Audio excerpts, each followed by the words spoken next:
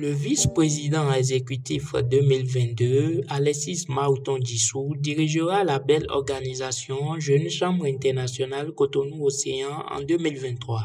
L'immédiat vice-président Bérenger Danton donne lecture du procès verbal de l'Assemblée générale élective.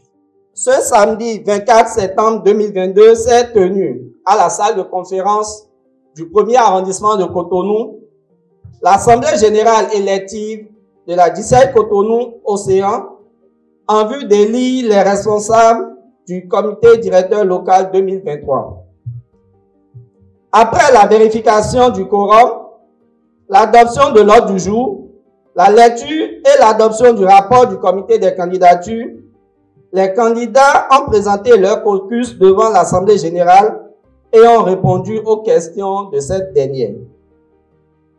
17 membres en situation honorable ont ensuite voté. Suite au dépouillement des résultats, le candidat à la présidence, l'ami Alexis Dissou, a obtenu 17 voix pour, 0 voix contre, 0 abstention. Il a donc été déclaré élu président par le comité des candidatures avec à sa tête le président du comité des candidatures, l'immédiat vice-président, l'ami Bérenger Danton. La passation de charge entre les présidents 2022 et 2023 de la Jeune Chambre internationale Cotonou-Océan a eu lieu en début de soirée ce même samedi.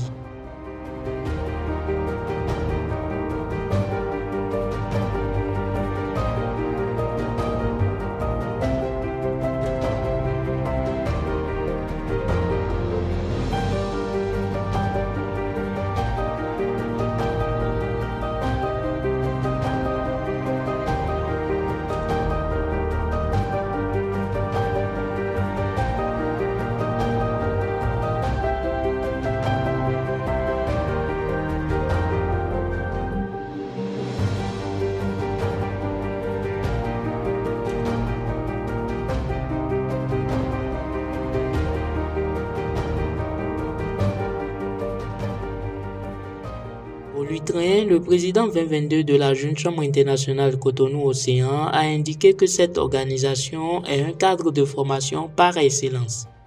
Nous sommes venus avec un rêve. Nous vous l'avons vendu.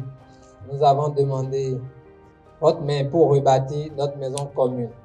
Vous avez accepté ce rêve et vous avez cru en nous et vous avez donné la force de pouvoir mener jusqu'à présent à bien notre mission.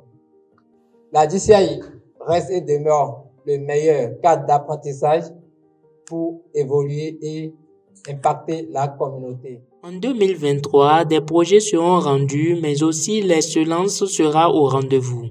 En 2023, nous allons maintenir l'excellence et voici la substance. Nous allons travailler à intégrer dans les critères de sélection de nos dirigeants la participation active et avec preuve à l'appui aux réunions des commissions locales permanentes. Comme vous le savez, le membre apprend et se développe dans nos commissions quand elles fonctionnent. Nous allons être en même temps exigeants et doux parce que il faut féliciter, mais s'il faut, il faut réprimander. Nous allons achever notre siège. Nous travaillerons à être plus proches de nos membres pour les soutenir. Nous allons rendre avec efficacité 3 projets importants. Le premier, Oscar DCI Cotonou-Océan de leadership féminin, il vise à sélectionner plus de 15 femmes leaders qui impactent et innovent dans divers domaines d'activité. Nous allons les célébrer et les mettre dans un programme d'accompagnement pour obtenir des appuis financiers et techniques avec nos partenaires. Le deuxième projet, baptisé Jeunes entrepreneurs numériques, va nous permettre de doter des localités cibles de plus de 250 jeunes talents formés dans le numérique afin de renforcer l'employabilité dans ce domaine, mais aussi d'appuyer le vaste chantier gouvernemental de dématérialisation en cours dans notre pays. En 2023, le troisième et le dernier chantier que nous allons ouvrir et travailler à le pérenniser, c'est le championnat DCI Cotonou-Océan de football dans le 1er arrondissement de Cotonou. Aujourd'hui, ne sont pas encore très visibles dans cette localité, sur ce territoire. Et à travers ce projet, nous allons nous positionner comme l'organisation de référence pour les jeunes en 2023. Notre ambition, c'est de faire de ces projets des programmes avec qui nous pouvons décrocher des partenaires sur 3 à 5 ans pour fidéliser ces partenaires. Pour l'atteinte des objectifs fixés, le président 2022 de la Jeune Chambre internationale Cotonou-Océan fait des recommandations au président élect. Je t'exhorterai à davantage travailler, à mobiliser les membres autour de toi, à prendre beaucoup plus de conseils encore que moi pour réaliser plus facilement la tâche et à partager la vision de ton équipe en entièreté. Ensemble, on est fort. Précisons que le mandat du président élect débute officiellement le 1er janvier 2023.